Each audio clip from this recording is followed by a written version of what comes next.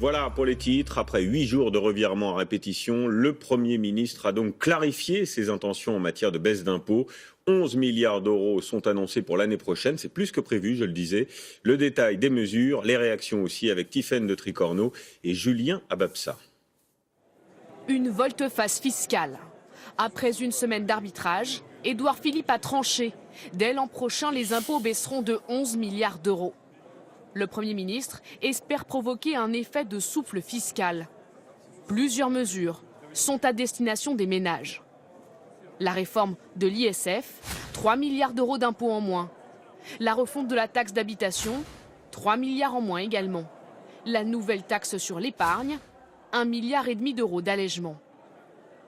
Une partie des engagements de François Hollande seront aussi tenus. Aide aux entreprises ou crédit d'impôt, 6,5 milliards d'euros en moins.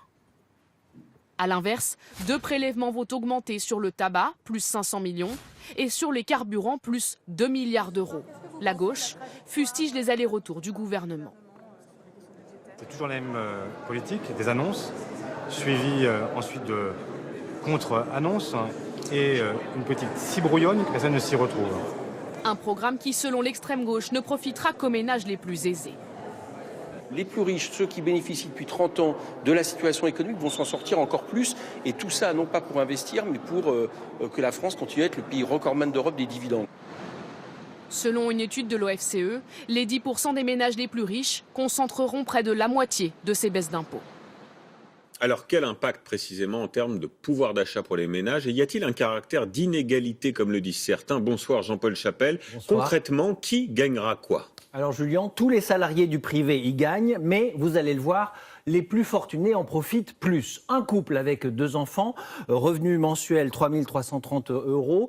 Alors, il va bénéficier de l'allègement des cotisations et de la taxe d'habitation. Sa facture fiscale sera réduite de 1 192 € l'an prochain, un gain de pouvoir d'achat. Une famille avec des revenus de 6 660 € par mois, la facture s'allège de 1 035 € l'an prochain. Mais regardez ce foyer à 25 000 € par mois, un patrimoine immobilier et une épargne financière, fiscalité allégée, ISF allégé, la facture fiscale sera réduite de 4 655 €. Et y a-t-il des perdants? Oui, les perdants sont les retraités. Par exemple, à 3 330 € par mois, ils vont voir leur facture augmenter de 546 € l'an prochain. Un fonctionnaire qui gagne 2 000 € environ par mois, sa facture augmente de 318 €. Une mesure de compensation est prévue, mais pas encore précisée. Merci Jean-Paul pour ces précisions.